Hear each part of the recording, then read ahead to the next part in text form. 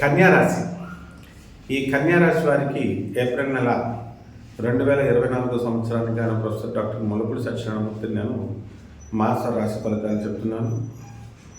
ఇందులో మనకి కన్యారాశి వారికి చక్కగా జన్మంలో ఉన్నటువంటి కేతు చక్కటి ఆరోగ్యాన్ని, మీ మీద మీకు విశ్వాసాన్ని, మీ ఆత్మవిశ్వాసం రెట్టింపు అయ్యే విధంగా మీకు చేస్తుంది.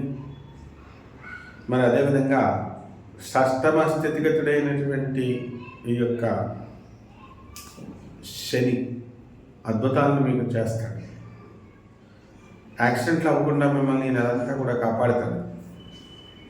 ఆ తర్వాత నిరాశ నిస్పృహతో కొంతమంది వ్యక్తులు మిమ్మల్ని పరిగెట్టుకుని నిరాశ నిస్పృహకి పడగొట్టి సూసైడ్ చేసుకోవాలి అనే విధంగా మీ గర్ల్ ఫ్రెండ్స్ అవనండి, మీ బాయ్ ఫ్రెండ్స్ అవనండి, ఎవరైతే మీకు చేస్తారో అటువంటి వాళ్ళ యొక్క బాధ నుంచి బయటకు మీరు రావడానికి ప్రయత్నిస్తారు.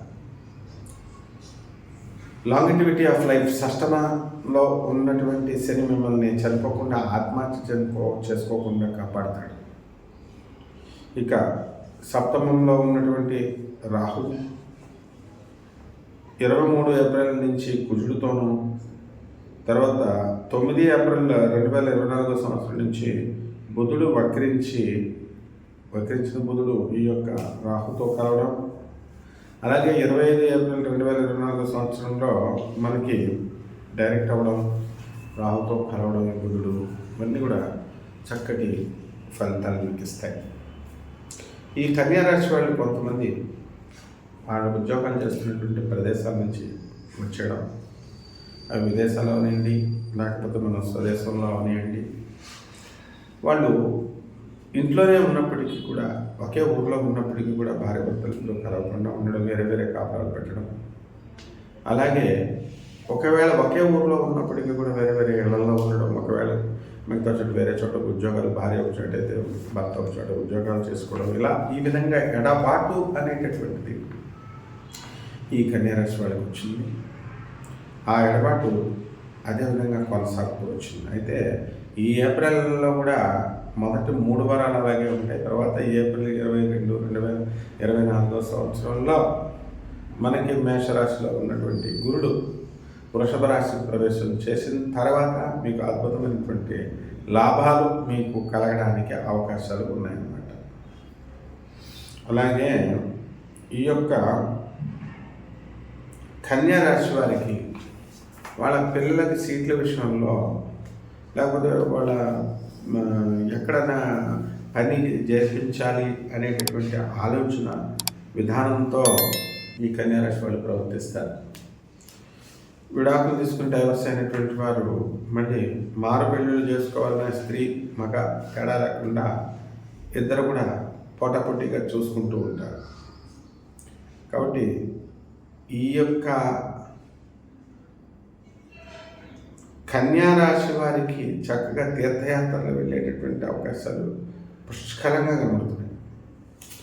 కాబట్టి ఈ కన్యారాశి విద్యార్థులు ఎవరైతే ఉన్నారో అటువంటి వాళ్ళ విద్యార్థులు చాలా జాగ్రత్తగా చదవాలి. అష్టమ గురు ప్రభావం మీ మీద పనిచేస్తూ ఉంటుంది. అదేవిధంగా మీకు సంతానం లేనటువంటి వాళ్ళకి సంతానం కలగదు. అదేవిధంగా ఈ యొక్క వివాహం కానటువంటి వాళ్ళకి వివాహాలు కావడానికి అవకాశాలు ఉంటాయి. ఈ విధంగా కనుక మనం ఈ కన్యారాశి వారికి రెమెడీస్ ఏంటంటే, మనము రాహు జపం చేసుకోవాలి, రాహు స్తోత్రాలు చదువుకోవాలి, రాహు కిలోంపావు మినుముల్ని ఆవుపేట రంగు ఉన్నటువంటి వస్త్రాన్ని ఇచ్చి పేద బ్రాహ్మణులకి దానం చేయాలి. ఆ విధంగా కనుక ఈ రాహు చేసినట్టయితే అన్యాయం అవుతుంది.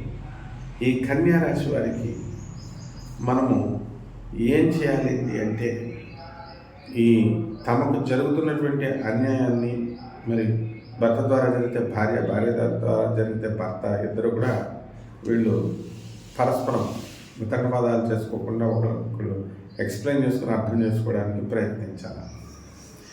ఈ యొక్క రాహు జపము, రాహు స్తోత్రాలు, రాహుకి కిలోంపావు మినుముల్ని ఆవుపేడ రంగు ఉన్నటువంటి వస్త్రాన్ని పేద బ్రాహ్మణులకి శనివారం నాడు ఉదయం 8 గంటలకి దానం చేయండి. అలాగే గురు జపము, గురు స్తోత్రాలు, కిలోంపావు శనగల్ని మరి ఆవుపేడ రంగు ఉన్నటువంటి పసుపు రంగు ఉన్నటువంటి వస్త్రాన్ని పేద బ్రాహ్మణులకు దానం చేయవచ్చు.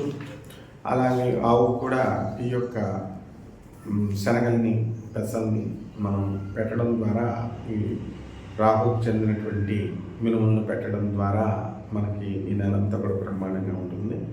శుభమస్తు.